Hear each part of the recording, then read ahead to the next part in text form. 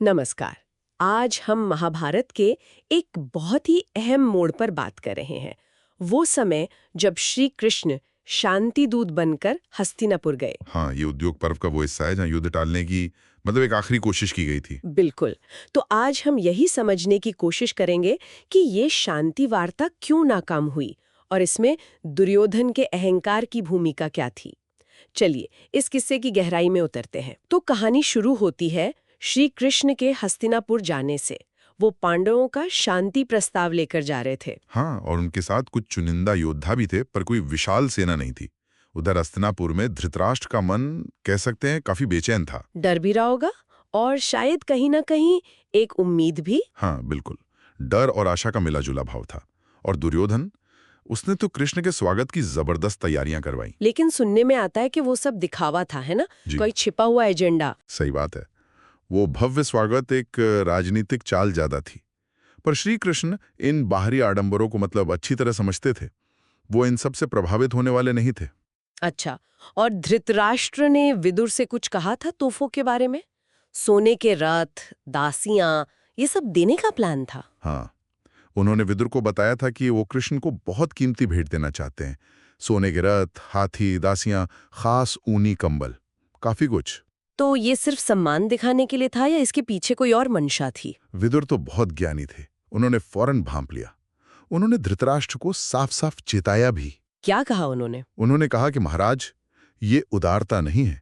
ये तो कृष्ण को बहलाने की, उन्हें पांडवों से अलग करने की एक चाल है, एक धोखा है।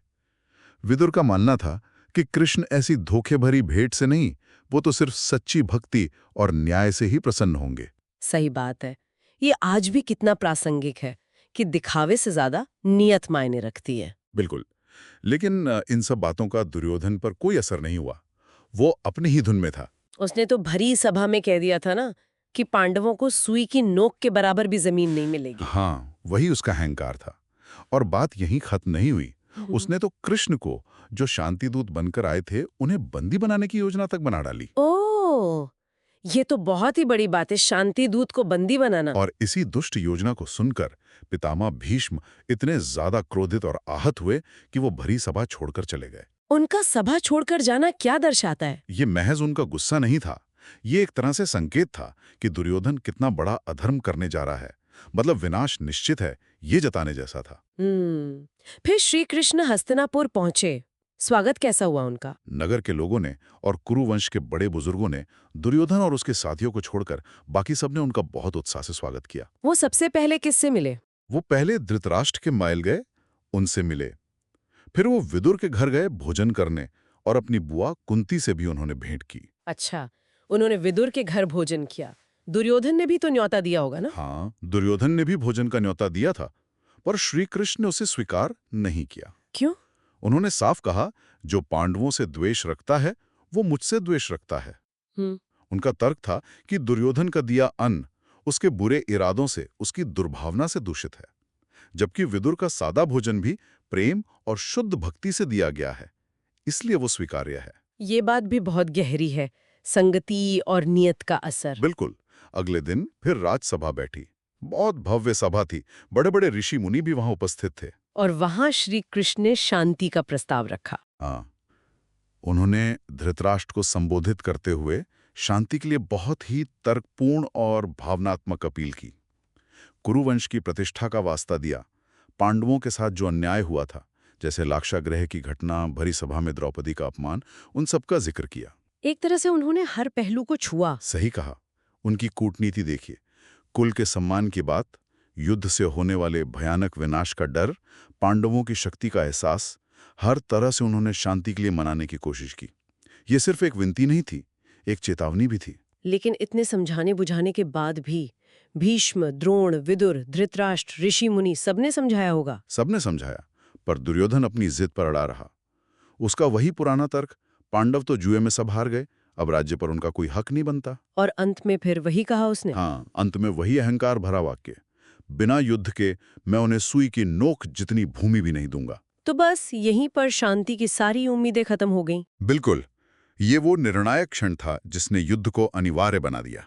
दुर्योधन का हठ, उसकी विवेकहीनता, सब कुछ साफ दिख रहा था। और फिर वो घटना हुई जब दुर्योधन ने कृष्ण को बंदी बनाने की कोशिश की। हाँ, जब उसकी ये दुष्ट योजना सामने आई, तब श्री कृष्ण ने अपना वो अलौकिक, वो विराट रूप दिखाया। कैसा था वो रूप? सभा पर क्या असर हुआ? कहते हैं सभा में ज्यादातर योद्धा, राजा, उस तेज को, उस विराट स्वरूप को देखकर भयभीत हो गए। उनकी आंखें चौंधिया गईं। केवल भीष्म, द्रोण, विदुर जैसे परम ज्ञानी और वहां उपस्थित ऋषि ही उस दिव्य रूप को देख और समझ सके।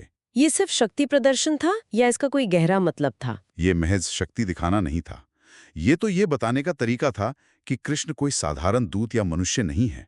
वो स्वयं परमेश्वर हैं, साक्षात नारायण हैं। उनसे युद्ध करना मतलब अपने ही विनाश को न्योता देना है। एक तरह से ये अंतिम चेतावनी थी। विराट रूप समेटने के बाद कृष्ण सभा से चले गए। हाँ, वो सभा से निकल गए। पर कहानी यहाँ खत्म नहीं होती। एक और कोशिश हुई दुर्योधन को बचाने की। किसकी तरफ से? गांधारी की तरफ से। उनकी माँ। उन्होंने अपने तपोबल से, अपनी पतिव्रता शक्ति से दुर्योधन को अभेद्य बनाने का सोचा। कैसे? उन्होंने दुर्योधन से कहा कि वो स्नान करके उनके सामने पूरी तरह नग्न अवस्था में आए। गांधारी आंखों पर पट्टी बांधती थी। उन्होंने सोचा कि वो अपनी पट्टी खोलकर जब पहली बार अपने पुत्र को देखेंगी तो उनकी दृष्टि की शक्ति से उसका शरीर वज्र का हो जाएगा। ओह, तो क्या दुर्योधन गया? हाँ, वो अगले दिन स्नान करके माँ के पास जाने लगा, लेकिन रास्ते में उसे कृष्ण मिल गए। फिर कृष्ण ने क्या किया? कृष्ण ने उसे टोका, पूछा, ऐसे कहाँ जा रहे हो? एक राजकुमार होकर माँ के सामने इस तरह निर्वस्त्र जाओगे? कुछ तो लज्जा रखो।